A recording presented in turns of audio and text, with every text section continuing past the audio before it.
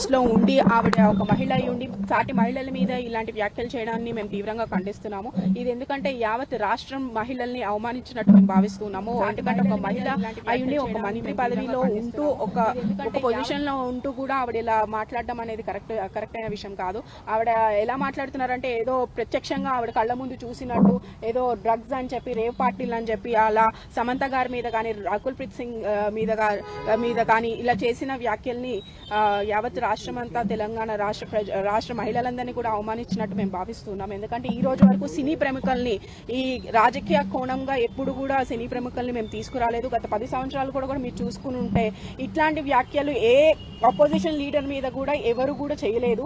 మేము ఏం చేసుకున్నా కూడా మా పథకాలు మా అభివృద్ధి కార్యక్రమాలతోనే ముందుకెళ్ళాం. కానీ ఏదైనా ఉంటే పథకాల మీద అభివృద్ధి మీద మనం మాట్లాడుకుంటూ వెళ్ళాలి. కానీ ఒక రాజకీయంగా ఒక పదవిలో ఉండి ఇట్లాంటి వ్యాఖ్యలు చేయడం అనేది చాలా తప్పు అని ఈ సందర్భంగా మీ ద్వారా ఆవిడకి మరోసారి మేము హెచ్చరిస్తున్నాము.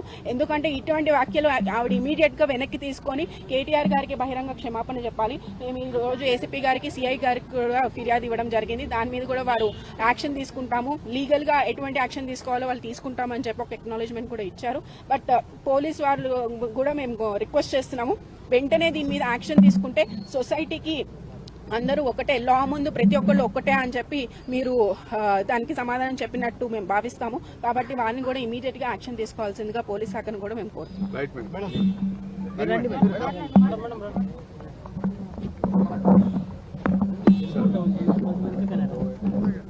ఈరోజు పిఎస్ లో కూడా మేము కంప్లైంట్ ఇవ్వడం జరిగింది. మా తోటి కార్పొరేటర్స్ అందరితో కలిపి కంప్లైంట్ ఇచ్చినప్పటికీ ఏసీపీకి కూడా అలాగే సిఎస్ సర్కిల్ ఇన్స్పెక్టర్ కూడా కంప్లైంట్ రైజ్ చేయడం జరిగింది. మరి ఇలాంటి అనుచిత వాక్యాలు మాట్లాడిన కొండ సురేఖ గారు మంటలు ఏవైతే ఉన్నాయో దాని మీద యాక్షన్ తీసుకోమని చెప్పినప్పటికీ కూడా మరి ఏసీపీ గారు కానీ అలాగే సిఎస్ఆర్ కానీ సానుకూలంగానే స్పందించారు. తప్పకుండా చర్యలు తీసుకుంటామనే విషయంలో వాళ్ళు భావిస్తూ ఆ విషయం చెప్పారు. అలాగే మాకు ఎక్నాలజ్మెంట్ కాపీ కూడా సబ్మిట్ చేయడం జరిగింది. ఒక కపుల్ ఆఫ్ డేస్ అడిగారు. ఇప్పుడు ఇచ్చిన సబ్మిట్ చేసిన కాపీస్ కూడా వాళ్ళ కోర్టుకి కూడా పంపించడం జరుగుతూ ఉంది. సో తక్షణమే చర్యలు తీసుకుంటామని కూడా చెప్పడం జరిగింది.